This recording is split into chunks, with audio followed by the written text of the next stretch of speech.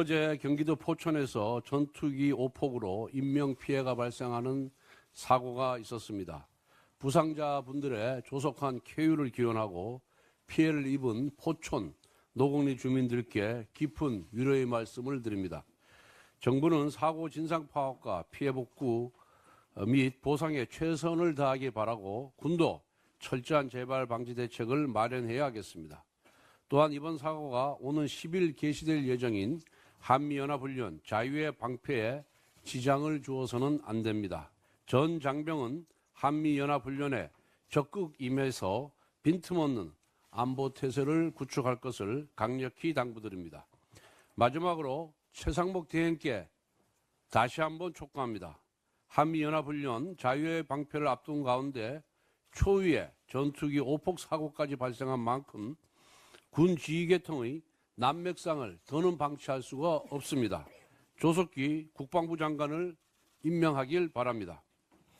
지난 5일 민주당 이재명 대표가 유튜브 방송에 출연하여 21대 국회에서 본인의 체포 동의안 가결이 검찰과 당내 일부가 짜고 한 것이라고 주장했습니다.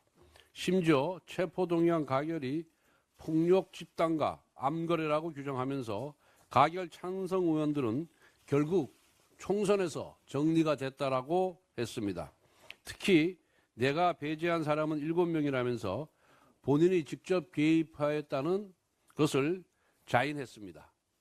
본인 스스로 정치적 반대파를 숙청했다고 자백한 것입니다. 대놓고 정치보복했다고 자인한 것입니다.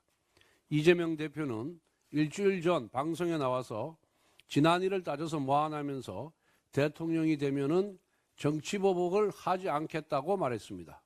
그런데 일주일도 안 돼서 지난 일을 따져서 정치보복을 했다고 자백한 것입니다. 이재명 대표는 2023년 6월 교섭단체 대표연설에서 불체포 특권 포기를 약속했다가 석 달 만에 부결표를 던져달라는 호소문을 냈습니다. 이재명 대표는 이렇게 말 바꾸기 한 이유가 본인이 부결을 호소했는데도 가결표를 던진 의원을 알아내기 위함이라고 했습니다. 당내 반대파 색출을 위한 정치 공작을 자인한 셈입니다. 숙청, 정치보복, 정치공작, 말 바꾸기, 이것이 정치인 이재명의 민낯입니다. 체포동의안 표결은 무기명 투표이기 때문에 누가 찬반을 했는지 짐작을 할 뿐이고 사실관계는 확인할 수가 없습니다. 검찰과 당내 일부가 짜고 했다는 주장도 본인의 심증일 뿐 아무런 근거가 없습니다. 그런데 이재명 대표는 단순한 짐작만으로 비명행사 공천 숙청을 했던 것입니다. 이러한 행태가 궁예의 관심법과 무엇이 다릅니까? 정치인 이재명의 머릿속에는 망상이, 가슴 속에는 복수심이 가득한 것입니다. 최근 이재명 대표는 당내 비명가 인사들과 식사를 하고 정당의 생명력은 다양성에서 나온다고 말하는 등 연일 통합을 내세우고 있습니다. 그러나 이와 같은 행보와 언어를 그대로 믿어줄 사람은 아무도 없습니다.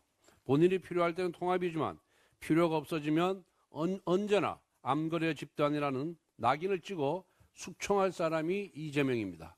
최근 이재명 대표는 대통령이 되겠다면서 전국을 돌아다니고 있습니다. 그런데 같은 당의 국회의원도 망상 어린 복수심으로 숙청하고 정치보복하는 사람이 만에 하나 집권하게 된다면 어떤 일이 벌어지겠습니까? 대한민국을 피의 숙청으로 물들여 나라를 더 큰 혼란에 빠뜨릴 것입니다. 위험한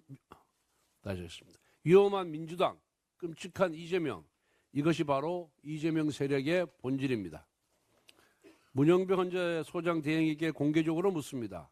한덕수 대통령 권한대행 탄핵 심판에 대한 최종 변론을 마치고 평의를 열었습니까? 안 열었습니까? 평의를 열고 나서 탄핵 결정문을 썼습니까? 안 썼습니까? 보도자료를 작성했습니까? 안 했습니까? 최종 변론이 끝난 지 2주가 지나지 않았습니까? 거짓 없이 답하길 바랍니다. 한덕수 대행 탄핵 변론에서 정청래 위원장이 검찰 수석 1억을 받아야 한다고 주장하자 문영배 대행은 이를 거부하고 변론을 종결시켰습니다. 그런데 이제 와서 20일 만에 본인의 결정을 뒤집고 국회 측의 검찰 수사 기록 신청을 수용해서 결정을 늦춘 이유가 무엇입니까? 이유를 알 수 없는 이렇게 이유를 알 수 없는 엿장수 마음대로식의 진행을 하니까 문영배 대행에 대한 불신이 커지는 것입니다. 오늘로 한덕수 총리가 직무정지된 지 70일째입니다. 직무정지 70일 동안 제주항공 여객기 참사, 통상 관세전쟁, 어선 전복, 고속도로 건설 현장 붕괴 사고, 전투기 오폭 사고 등등 온갖 일들이 있었습니다. 최상목 부총리는 경제부총리로서 경제 업무에 전념하고 총리가 대통령 권한대행으로서 국정을 수습했어야 할 일들입니다. 문영배 대행이 정치적 유불리만 따지면서 주판화를 튕기는 동안 국정 마비와 국정 불안은 더 커져만 가고 있습니다.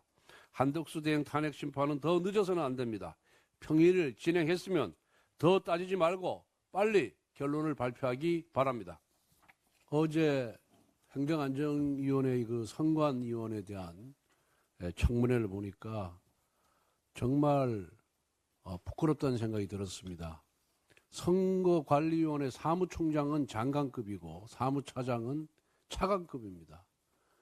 이 장차관을 역임한 사람이 자기 자식들을 부정치령해놓고 그 자식들이 자진사퇴하라고 요구하는 의원들에 대해서 그건 내가 결정할 문제가 아니고 내 자식이 결정할 문제다, 이렇게 얘기를 하는 걸 보면서 어떻게 저런 사람들이 장관 자리까지 오르고 차관 자리까지 올랐는지 이해할 수가 없었습니다. 이게 현대판 음서지 아니겠습니까? 그러니까 쪽팔리는 거는 잠시고 경제적 이득은 영원하다, 그 생각에서 그렇게 하는 것을 보면서 정말 염치가 없구나. 이게 참 부끄러워할 줄 알아야 되는데 부끄러움을 전혀 모르는 사람들이 저까지 올라갔구나.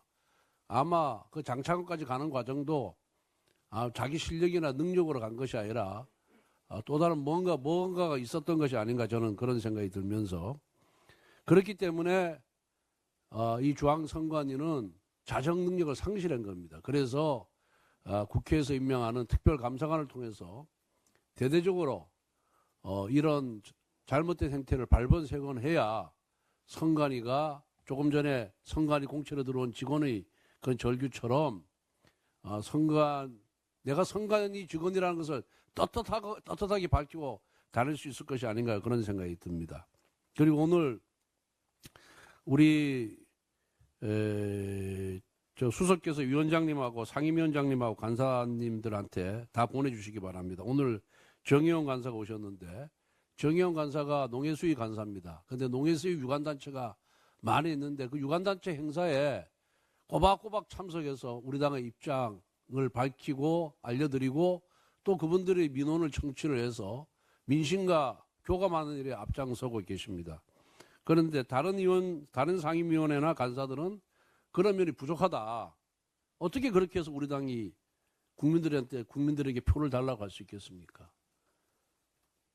그런 행사에 참석해서 그분들과 소통하는 것이 우리 당이 국민들에게 다가가는 그 제1원칙이다, 저는 그렇게 생각을 하고 있습니다. 그래서 앞으로 위원장님하고 간사가 못 가면은 그 상임위원 중에서도 누구든지 꼭 보내시기 바랍니다. 가보면은 민주당하고 너무 비교가 되는 거예요. 그래서 이거를 공개적으로 제가 우리 위원님들한테 요청을 드립니다. 그리고 앞으로 확인을 하도록 하겠습니다. 세 번째는 어제 여야 국회의장 주재 여야회의에서 반도체 특별법 주 52시간제 예외를 좀 둬라. 왜 못하느냐. 1년만이라도 좀 한시적으로 하자 그랬습니다. 1년 해보고 안 되면은 그때 가서 어차피 민주당이 절대 다수당인데 여러분들이 동의 안 하면 할 수 있는 게 하나도 없다.